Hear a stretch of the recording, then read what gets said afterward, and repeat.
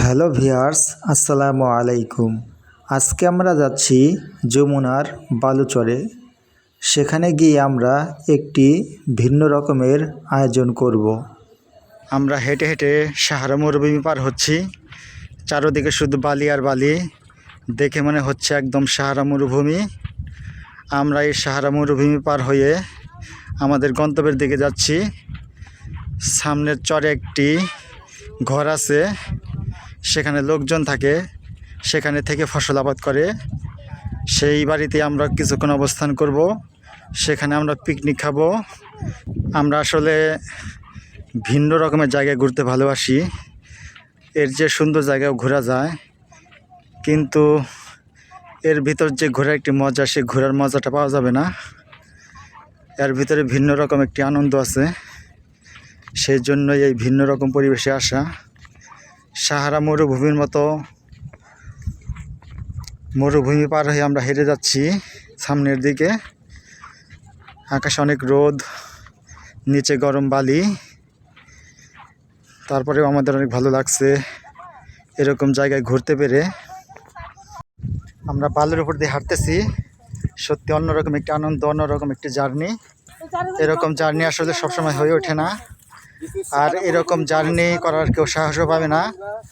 আমরা একটি সুন্দর উদ্যোগ হাতে নিয়েছি, এরকম জার্নি আমরা শুরু করেছি। দেখেন পিছনে বাদাম ক্ষেত, বালু মাটিতে বাদাম ভালো হয়, এখানে বাদাম লাগানো হয়েছে। এগুলো হচ্ছে বাদাম গাছ, বাদাম চাষ করা হয়েছে চরে।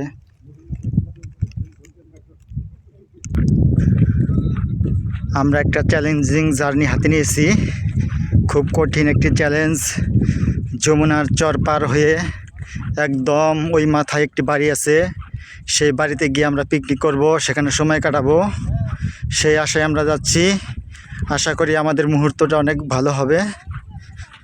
অবশ্য খারাপ লাগতেছে না, এরকম পরিবেশে আসলে সবসময় আসা হয় না।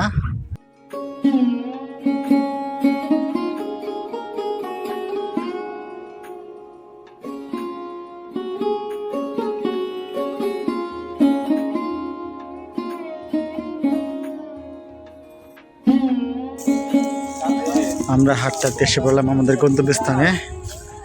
আজকে আমরা এখানে সময় কাটাবো, আনকমন একটি জায়গা।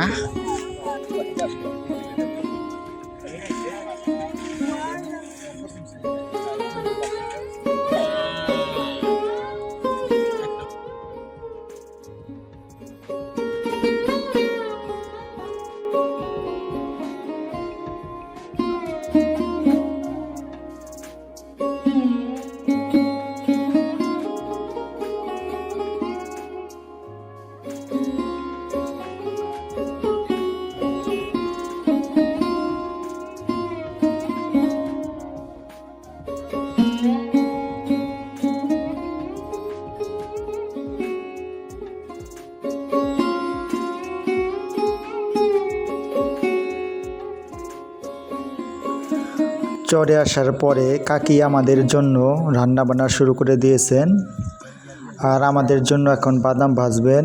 বসে বসে আমরা সেই বাদাম খাবো আর সবাই মিলে আড্ডা দিব।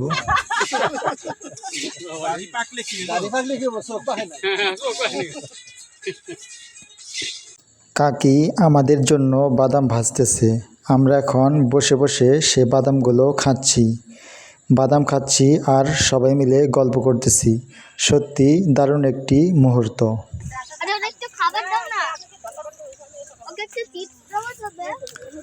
কাকি আমাদের জন্য দেশীয় খাবার দাবারের আয়োজন করছেন। আসলে আমরা ভিন্ন রকম পরিবেশে এসেছি, তাই আমাদের খাবারটিও হতে হবে ভিন্ন। আসলে আমাদের এই জন্যেই আসা, গ্রামীণ পরিবেশে একদম গ্রামীণ খাবার খাবো। সত্যি অনেক ভালো লাগতেছে। চরের এত সুন্দর দৃশ্য দেখে আমার মনপুরা সিনেমার কথা মনে পড়ে যাচ্ছে। মনপুরা সিনেমায় এরকম সুন্দর একটি চর ছিল, যেখানে চঞ্চল চৌধুরী বসতি করে থাকত। ঠিক যেন এই চরটা সেরকমই একটি চর।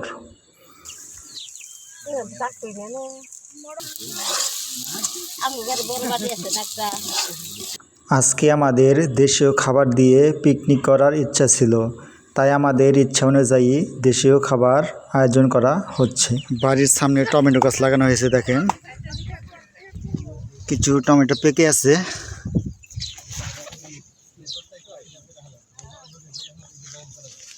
প্রচুর টমেটো ধরেছে। এখন আমি এই টমেটোগুলো তুলবো। এই টমেটোগুলো তুলে সালাদ বানাবো, সেই সালাদ দিয়ে আমরা আজকে ভাত খাবো। এরকম অর্গানিক ফুড সত্যি অনেক ভালো লাগবে।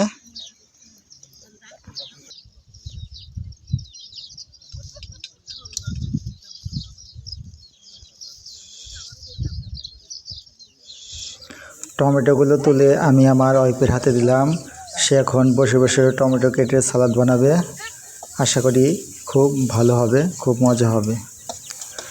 এক পাশে চলছে রান্না বান্নার কাজ আর আরেক পাশে চলছে আড্ডা। সত্যি সব মিলিয়ে দারুণ একটি মুহূর্ত। সবাই মিলে আড্ডা দিচ্ছে, গল্প করছে, আর আরেক পাশে আমাদের জন্য রান্নার আয়োজন হচ্ছে। চরে মূলত গরু ছাগল পালন করার জন্য এবং ফসল আবাদ করার জন্য এখানে গোয়ালা তৈরি করে থাকে মানুষজন। দেখেন ছাগল, গরু এখানে থাকার উদ্দেশ্য হলো তারা গরু পালন করবে এবং ফসলি জমি আবাদ করবে। বর্ষার সময় হলে এখান থেকে পানি ওঠে, তখন তারা এখান থেকে চলে যায়। শুকনার মৌসুমে তারা এখানে গোয়ালা করে থাকে।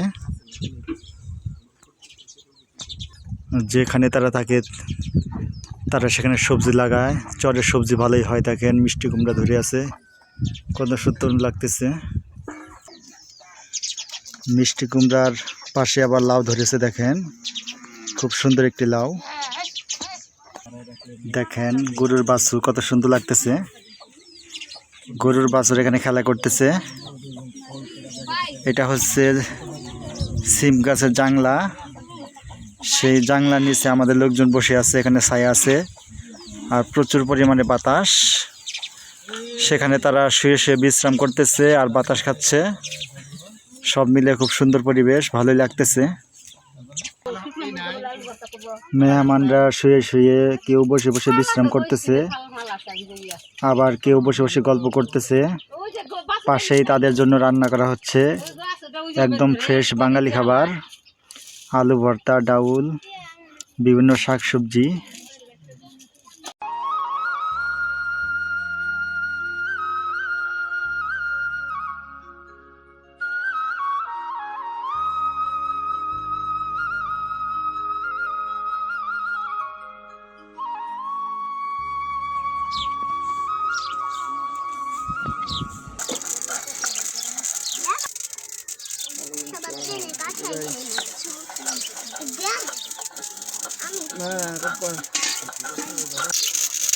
এগুলো হচ্ছে তিসি বাটা হচ্ছে। চরে তিসি আবাদ করা হয়। এটি একটি খুব মজার খাবার। তিসি ভাজা হচ্ছে। ভাজার পর সেগুলো পাটায় বাটতে হয়।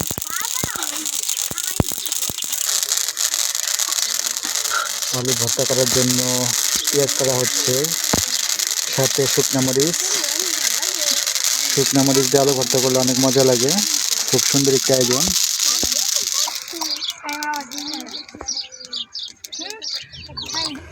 রান্না বান্নার কাজ শেষ, এখন আমরা সবাই খাওয়া দাওয়া করব। এতক্ষণ আমরা বসে বসে খুব সুন্দর একটি সময় কাটালাম, গল্প করলাম, বাদাম খেলাম, অনেক মজা করলাম, আড্ডা দিলাম, হাসাহাসি করলাম। সত্যি মুহূর্তটি অনেক আনন্দের হয়ে উঠেছিল। এখন আমরা খাওয়া দাওয়া করব। খাওয়া দাওয়া করার পরে একটু বিশ্রাম করব। তারপরে সন্ধ্যার আগ মুহূর্তে আমরা বাড়ির দিকে চলে যাব। এই ছিল আমাদের আজকের আয়োজন। আজকে আমরা এই কাজটি করার জন্যই আগে থেকেই প্ল্যান করে রেখেছিলাম। সত্যি আজকের দিনটা অনেক ভালো লাগলো। ভিন্ন রকম পরিবেশে ভিন্ন রকম আয়োজন মনের ভিতরে একটি ভিন্ন রকম শান্তি এনে দেয়। তাই তো আজকে আমরা ভিন্ন রকমের একটি আয়োজন করেছিলাম। এরকম আয়োজন শুধু মনের ভিতর আনন্দ দেয় না, সকলের ভিতর একটি মহব্বত তৈরি করে। মোবাইলের যুগে এসে আমরা সবাই আড্ডা দিতেই ভুলে গেছি। এখন আর আগের মতো সেরকম কাউকে আড্ডা দিতে দেখা যায় না। তাই তো আজকে আমরা এই ভিন্ন রকম আয়োজন করেছি। সবাই মিলে আড্ডা দিচ্ছি, খাবার খাচ্ছি। একদম মনে হয় ফিরে গিয়েছি সেই আগের যুগে, যখন কারো হাতে ফোন ছিল না, সবাই মিলে এভাবে আড্ডা দিত, গল্প করে সময় কাটাতো। আজকের এই দৃশ্য দেখে সেই পুরনো দিনের কথাগুলো মনে পড়ে যাচ্ছে। অল্প সময়ের জন্য হলেও আমরা ফিরে গিয়েছিলাম সেই আগের দিনে, যা মনকে অনেক আনন্দিত করেছে।